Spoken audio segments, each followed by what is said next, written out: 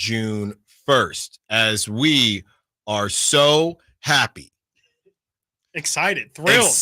I need answers. We need a lot of answers. And look, unlike Sway, I'm pretty sure this dude's got the answers here. Sean Cunningham, we are going to talk with Sean Cunningham from Fox 40. Sean, our guy who just does so much, not just for the Kings, it's much more than that, reporter for Fox 40. Sean Cunningham, thank you for joining us.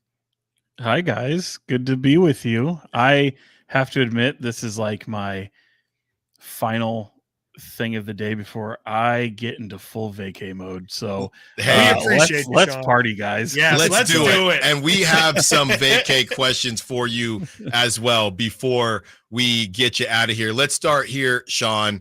Can you break down, I guess, it was fairly cut and dry, but can you break down what initially was going to happen with the Sac Republic and Cal Expo coming out and kind of changing their stance on everything as Sac Republic got the win and possibly we're going to get the bid, then ended up getting the bid to host in the Open Cup. Can you break down how that all went down? Yeah, I mean, it's things you started hearing about a little while ago. And I mean, this dates back to, I think, before January. And I've been privy to some information and seen some emails that have been exchanged, and knowing that Cal Expo was really pushing back and really at one point saying no, that they weren't going to allow this match to take place, which fortunately cooler heads prevailed. And obviously they got in the position not only to win that game against San Jose to put them in position to potentially host, but then obviously they win the draw.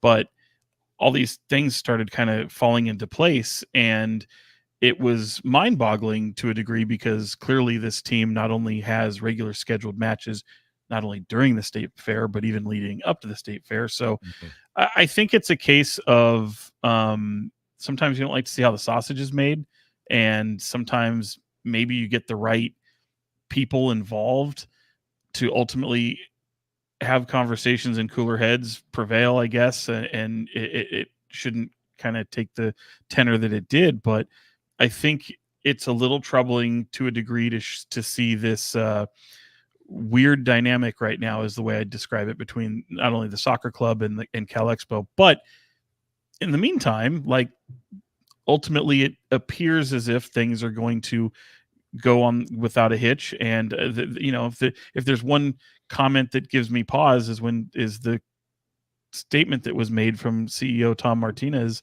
of Cal Expo yesterday, which was, "We will do everything in our power." That's a little non-committal in my opinion, just as somebody who reads statements all the time. But right. I even asked, we even asked the mayor yesterday and just other people, and it's like, you can't really make a comment with the overall theme that came from that comment and think otherwise, that all of a sudden they would kind of turn their back in the last minute. So look, this infrastructure is already built. The stadium's already built. It's not like when the state fair comes in, they got to tear down some bleachers or fencing or anything like that. So maybe there's just new people involved. I don't know. But yeah, it was a thing for a while, but ultimately it ended up not being one. Yeah, something that became a thing yesterday, it kind of seemed like it sparked out of nowhere. There's so much going on here with Sacramento sports news, was the departure of David Patrick as the Sac State head basketball coach for the men. And I saw that, I believe you spoke with David Patrick yesterday, kind of similar thing. Can you just kind of break down how that situation kind of came out? Because it seemed like it was pretty immediate or pretty random from the outside looking in. Yeah, I caught up with him yesterday right afterwards, and at his home in Curtis Park, and it was incredible because the landscape from college basketball, I mean, we've talked about it for the past few years and how much it's shifted and how it doesn't even look like something people have recognized just even a few years ago, and it continues to change so often. And I asked David Patrick, if you would have thought 2 years ago, coming in at 2022, taking over a Sac State program, because he had talked about wanting to build this program and having a commitment to it. And years later, seeing an opportunity really where his home is in LSU, even though Sacramento had become that home. And here he is leaving and saying, I'm not going to sell my home. Like, we now consider Sacramento home, but this is truly for family. It's truly for a Power Five Power Five type of team. And having, Matt McMahon at LSU, someone that he absolutely believes in. And let's be honest, guys, like, you look at the landscape of college basketball, how much it changes. LSU 2 years from now, maybe even next year, could be a title contender in the national championship landscape, the way players and coaches have bounced around all over. So it would have to be a pretty perfect situation. I'm not saying that Sac State is this great program to where they can, where a coach has to commit to it, but that's how he was looking at Sacramento, short of being a head coach in a Power Five conference or becoming an associate head coach.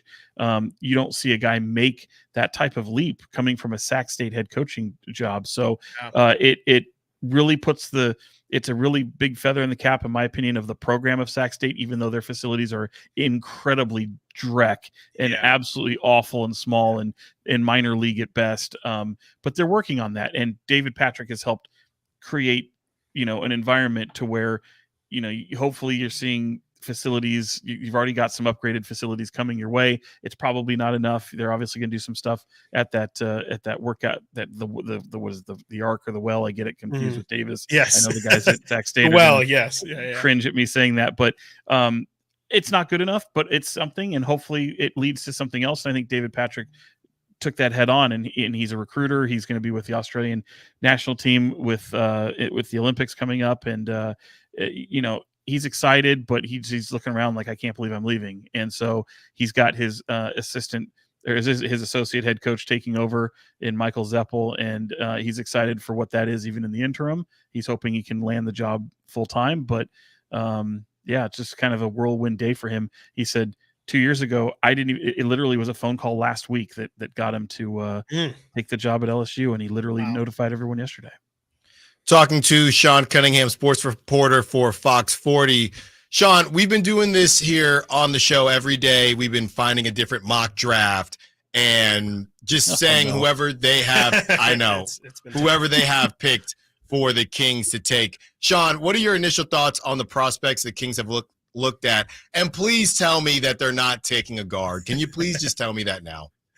Well, I can't tell you that. I get what you're saying, though. I mean, look, I think in a draft that most people would thumb their nose at, I don't think that's as common of a belief throughout the NBA as maybe some of the media and fans and people who have really painted a picture of this year's draft core as just being really terrible. I think there's some attractive pieces out there. And I think really, there's things later in the draft, there's things at the top of the draft. There's things that you can take a flyer on. And I think 10 years from now, we'll look back and this won't be nearly the worst one of the decade. But that being said, there's all kinds of possibilities that exist for the Kings. And, I'm not necessarily expecting them to draft this pick, although it would be something, it wouldn't necessarily surprise me. But I kind of think they're looking in terms of building their roster and trying to bring in pieces that make sense in the here and now. And I don't know that there's a lot of that exists at 13. But they're looking. The thing that I actually give them credit in doing is when you go to the combine, you're maximizing your opportunity with some of these guys. And I think what you're seeing in mock drafts more times than not end up being this way, which is it's what you're seeing in a mock draft could change a month from now, days from now. And I don't know that all that matters is whatever that draft board in the Sacramento Kings war room looks like. And if that happens to look at Alex Sarr as number one, or Donovan Clingan as number one, you may not have that same type of board at 13 where they're looking at, but you could move up in this draft. And certainly we've seen what the Kings have done in prior regimes, and this, I feel like they've been aggressive. I feel like they've done their due diligence more times than not. And so, I think they'll be very comfortable to make the pick at 13, but I think they're going to be looking at shopping it heavily. And if they're entertaining a belief to move up a spot or two, it wouldn't shock anyone either. 2 words for you, Sean. Tejan Salon. Okay, that's my guy. So I'm going to make it clear. If you're going to stay at 13, please take him out of France. All right, Sean, you can go ahead and take off your work hat now and put on your vacay hat. We got two more quick ones for you. The second one is from Dave that we're being forced to ask, but this one is from me. So Sean, we spoke at the Sac Republic match. We talked about how you're going to Bottle Rock, how much fun Bottle Rock is. I said, man, Sean, you named off all of the artists are going to be there. So Sean, yesterday on the show, I'm so excited after talking to you and the big win from Sac Republic. I saw your tweet about the food part of Bottle Rock, the culinary stage. Okay. Yeah. So I'm telling Nate and I'm telling Chris how cool this is. And Sean, for some reason, they don't get it. I say Kevin Herter's going to be there. Sabonis, third team, All NBA is going to be there. It's going to be a great team. Doesn't make sense. And they're saying it doesn't make sense. They don't understand. Can you try to educate them and give them some culture about Bottle Rock and when you combine music and food, how beautiful it can be? Yeah, no, it's a hell of a time. I mean, this is a stage that's near the kind of the a lot of the food trucks and some of the vendors that are up there, and then they have a side stage, and they bring out kind of a celebrity with a world-class chef, and they'll do a cooking demonstration, they'll do wine tasting, and it's pretty interactive. They get a lot of the crowd involved. In fact, last year was probably among some of the bigger crowds I've seen around the culinary stage. Even if you're not somebody that's going to be able to interact with some of these chefs and celebrities and sports stars that are there, it's good people watching. It's a lot of fun. It's a good place to, as you're moving from the main stage maybe over to the second stage, depending upon who you're trying to check out, it's something that you're going to stop and go, oh, look, Bradley Cooper's up there doing something with his cheesesteak coming. Oh, there's Cameron Diaz and her wine. And that's right. Last time we saw Cameron Diaz do anything. So yeah, it's fun. I'm curious to see what Domas, who lives out in Napa and has been a very kind of visual regular out there amongst the community and the restaurant scene and the wineries for sure. And, don't be surprised if he gets his name in some of these, his own wine at some point. And then Steph Curry, he's out there a lot. There's a huge sports contingent. I know that, Charles Woodson, who has his own wine, is out there every year. And so, yeah, it's a lot of fun. George Kittle made quite a appearance, as he does everywhere over the last year. I don't think he's there this year, but I remember seeing him get up there, and I'm trying to remember the rapper that was on the second stage last year, and just started having a lot of fun with him. And it's just, like I said, good people watching, good vibes.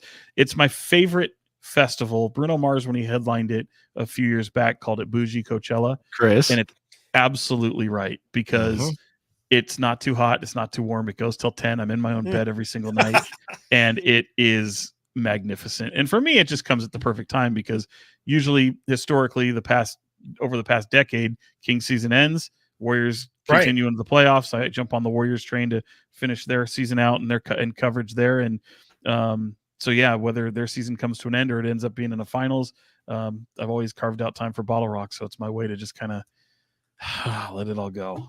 Great. There you go, Sean. Well, we appreciate you for hopping on. And real quick, I'm telling you, Sean. I don't know if this is an inside joke. Yeah, I don't know. And look, Dave has been helping me out here, so I kind of owe him. He wants to know, he says you're a big cologne guy. He wants to know what's your number one smelling cologne, your cologne tier list. What's number one on your cologne power ranking right now? Yeah, back when I worked at 1140, I had a lot more colognes than I do now. I've kind of narrowed it down, trimmed the fat, so to speak. And really, it's kind of embarrassing. He asks me every time, but I'll wear it. There's a cologne called, if you know me, I am a Rihanna fan. Yes, big time. Rogue Man, is one of her first cologne releases. She had a cologne and a perfume also. I can tell you right now, the perfume is awful for women. Just don't get it. I think it smells terrible.